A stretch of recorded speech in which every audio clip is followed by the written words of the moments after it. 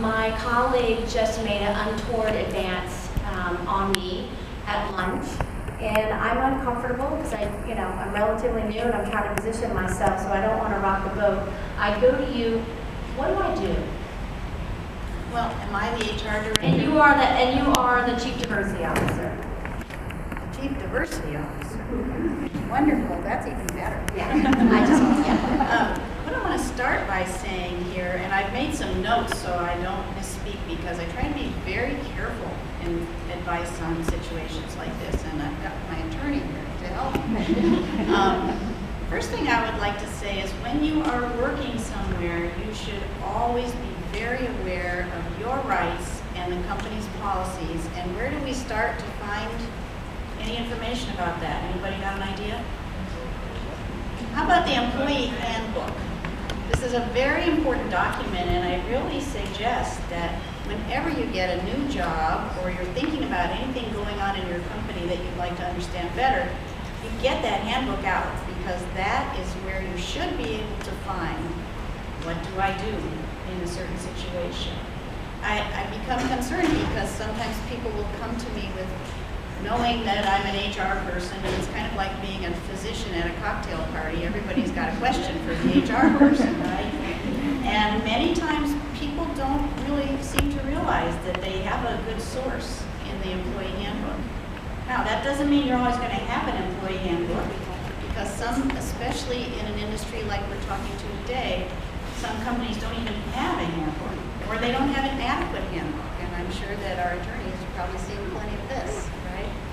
But once you have taken a look and understood your rights and the policies and the procedures that are recommended, the first thing that I would say you ought to do is directly inform the harasser that the conduct is unacceptable and must stop. If you are uncomfortable doing that, or if you've done that just as well, whether you have confronted the issue with the harasser directly or not, a next step would be to inform your supervisor of the unacceptable conduct. You can also choose to tell HR or go to HR instead of your supervisor. These are some positive steps that you can take to help and protect yourself. I also think the way you've asked me the question is sort of what do you do? I'm going to say more what you might do. I would suggest beginning to document what's happened to you, because it's very difficult to remember things 6 weeks from now or 6 months from now. So I always suggest that if you've had some experience that you're not happy with or you're concerned about, you start to keep a private written journal that is dated, is factual, is detailed. Keep it safe and private. Do not do this on the company computer, right?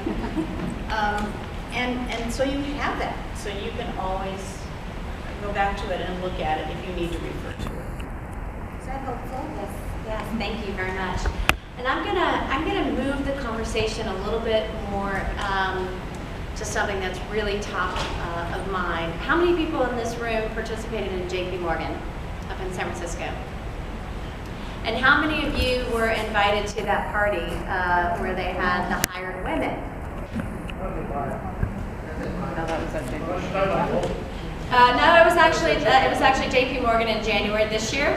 Yeah, I know you would think that it happened a couple years ago. It wouldn't repeat itself. One would stand to reason that, but it did not. No women were invited to that party. No women were sought out, retained to perform in that party. No, but I was surveyed after the first year for what I thought about it and what they could do to rectify it. The first year, nothing the second. I see Hakan in the audience. Were you there? Were you at that party where the hired women came and mingled? I was invited, but I couldn't go because I went to one about 3 years ago, and it didn't seem like it was good. So let me segue that into about what we can do as an industry. Here we are in San Diego. We're a leading hub in the life sciences sector. What can we do as a community? Mary, let me ask ask you, what can we do to, if we can't reverse the trends, if we can start to get an awareness that says this is 2018, this is not 1975. Why do we still put together global conferences where we have to hire women in order to have more women represented in an otherwise male-dominated sector?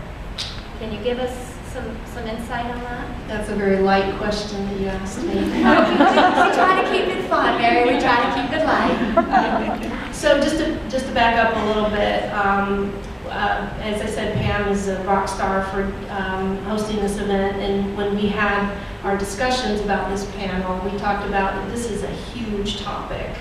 And so I hope I'm not speaking out of turn to say Pamela and I are dedicated to getting feedback from everyone on how we can make this better in San Diego. And just to back up a little bit more, I talked to a lot of people. I've been in the industry for a long time. So when I was younger, I would be sexually harassed as a postdoc. And then as I got older, I think that those would-be sexual harassers kind of knew better, and it often turned into gender discrimination, which, as somebody has pointed out, it's kind of like, is it just me? And I worked at a company where there were probably 20 women who were being discriminated against that I know of, and we didn't figure it out until it was too late. So I think that reaching out to your female colleagues is a great idea. It is true that you can be discriminated against from another woman, but I think communication is always key. I think we talked about Barbara Bree, who I think is just a complete rock star. I heard her talk at an event last night about her workplace equity initiative, which is so new that it doesn't even have a website, but she's involving a whole slew of biocom and organizations to set up standards. And I think that the pay inequity is really important, because what happens is you get hired at a lower rate. And I know myself, sometimes I've asked for a lower rate because I have family obligations. And I think I just don't want to be that, I don't want to commit that much. And then when you get paid a lower rate, you get fewer responsibilities. You get given menial tasks.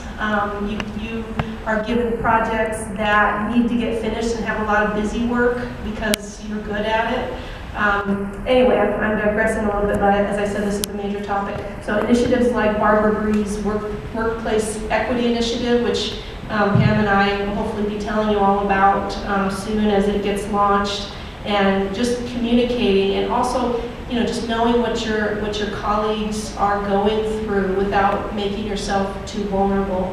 And I don't know if you guys have read this book called Reset by Ellen Powell, but she was in the Bay Area, and she worked for a VC firm, and she just had horrible sexual harassment and gender discrimination. And as I mentioned, very few women can come forward because they're worried about their career. If you look at the women that came forward in the Salk Institute, they were, I think, closer to retirement. And so this woman, I think she's actually pretty wealthy, and so she's able to come forward. So anyway, just keep your eyes open and communicate and look for these initiatives. Thank you. And I want to direct the next question to you. So what I heard Kathy talk about, which I thought was really important nuance, which is be aware of your rights. And for the millennials in the room, if you're entering into the workforce and you're working on the bench and you're just crushing it, and somebody says something to you or somebody does something to you that's untoward, but you don't really know because you don't have the frame of reference, so you're like, I don't even know if that's offensive or that's sort of customary. Like, how do I even know that what just happened, even though it doesn't feel right? Like, that just doesn't feel right that you grabbed this or you tagged onto that. So I guess my question to you is, how do we create and I think, as you mentioned, Barbara wants to create this code of ethics under the San Diego Workforce Equity Initiative. But but how do we as a community, in the meantime, you've got these leaders that are going to try to sort of reassert how we conduct ourselves in a way that reflects our values and that reflects our community. But in the meantime, what do we do, Anne, so that we can, men and women, coexist without alarming, without ringing the alarm bells